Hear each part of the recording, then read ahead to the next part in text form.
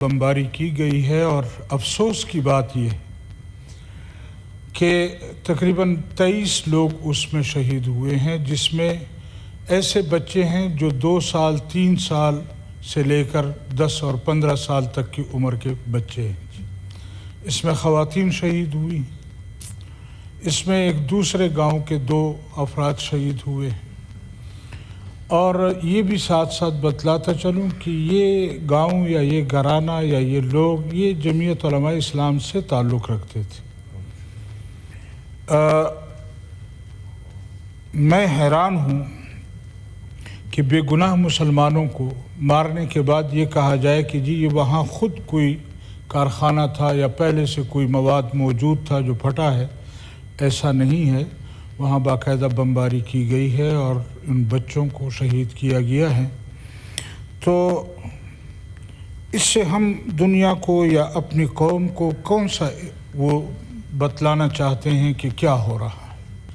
मुझे बतलाएं, इस गांव में अगर कोई ज़िंदा बचा है, क्या वो ये समझने के लिए तैयार होगा कि मुझे किसी और ने मारा है? क्या वो ये कह सकेगा कि मुझे इंडिया ने मारा है, मुझे अमेरिका ने मारा है, मुझे रशिया ने मारा है, मुझे फलां ने मारा है? तो अंगूठों से सूरज नहीं छुपते, लिहाजा हमें तस्लीम कर लेना चाहिए कि हम खुद दूसरों के अलाकार बने हुए। बैनुल-अक़वामी क़ुव्वतों की ख्वाहिश है कि इस मुल्क में अफरा तफरी रहे और इस मुल्क को कमज़ोर किया जाए ताकि इन पर हुकूमत जारी रख सके। लिहाजा होश के नाखून लें।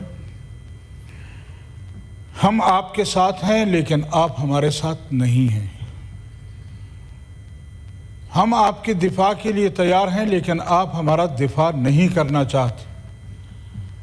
आप जिन मकासद के लिए, जिन लोगों के लिए, जिन बैनुल-अक़वामी क़ुव्वतों के लिए काम कर रहे हैं, ज़रा अपने आप को कभी रात को अपने गिरबान में झांक कर देखें कि आपका रवैया क्या है और कौम का रवैया क्या है। कौम किस तरह आपके साथ चल रही है और हम किस तरह चल रहे हैं। दूसरी बात मैं ये अर्ज़ करूँगा कि इस वक्त जो कुछ तय हो रहा है और जो मुआहदे हो रहे हैं, देखें मुल्क पर जब बनी और यहाँ पर हमने इंडिया से मुकाबले की सूरत बनी तो पूरी कौम इस हुकूमत के और यहाँ के ज़िम्मेदारों के पुष्ट पर थी। कोई ऐसी सियासी जमात, कोई ऐसा सियासी लीडर, कोई शख्स ऐसा नहीं था। पूरी कौम जो है वो अपने इदारों के साथ खड़ी रही। लेकिन ये लोग फिर भी कहते हैं कि नहीं।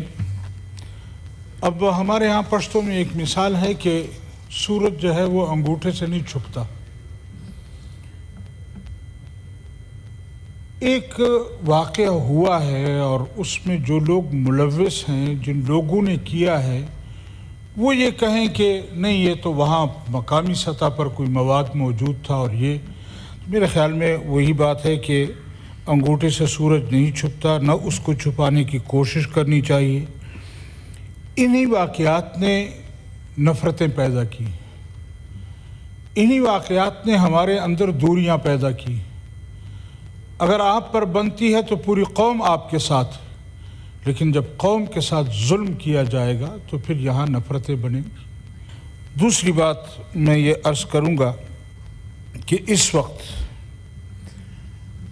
जो कुछ तय हो रहा है और जो मुआहदे हो रहे हैं, मेरे एमल वली साहब ने भी कहा कि इसको कौम को, पार्लियामेंट को एतमाद में नहीं लिया गया है।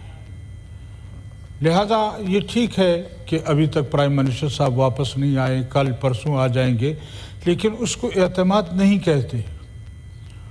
वो आप हमें ख़बर देंगे कि हमने ये मुआहदे कर लिए हैं। अगर ये चीज़ें थी तो फिर हमें यहाँ पहले से बतला देना चाहिए था कि हम जा रहे हैं और हम ये कुछ करना चाहते हैं, हम आपको एतमाद में लेना चाहते हैं। सब कुछ करने के बाद यहाँ आकर हमें बताएंगे کہ ہم نے تو یہ کر لیا، ہم نے تو وہ کر لیا، اور یہ فائدہ ہوا، اور یہ ملک کا فائدہ، اور یہ قوم کا فائدہ، اور یہ اس سے بھی بین الاقوامی قوتوں کو فائدہ ہوا ہے، ہمارے پاکستان اور پاکستان کی عوام کو کوئی فائدہ نہیں۔ اور ہم اس وقت جس ڈگر پر چل رہے ہیں، ہم تنہا ہوتے جا رہے ہیں، یعنی سب کچھ کے باوجود ہمارے پڑوسی ہم پر اعتماد کرنے کو تیار نہیں، اور ہم اپنی پینگیں امریکہ سے بڑھانے کے در پہ ہیں۔ کس طرف ہم جا رہے ہیں؟ کس طرف ہم اس قوم کو کب تک اس دھوکے میں رکھیں گے؟ 70 سال سے اوپر ہو گئے ہیں اور ہم ابھی تک اس قوم کو اعتماد نہیں دلا سکے۔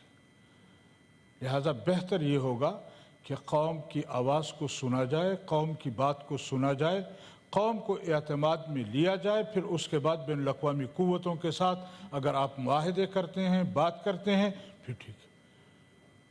ہماری یہ خواہش ہے کہ یقیناً مسلمان ممالک آپس میں متحد ہوں، ہماری یہ خواہش ہے کہ ہمارا ریجن متحد ہو، لیکن یہ خواہش کبھی نہیں ہے کہ ہم امریکہ کی ایما پر یہاں متحد ہوں۔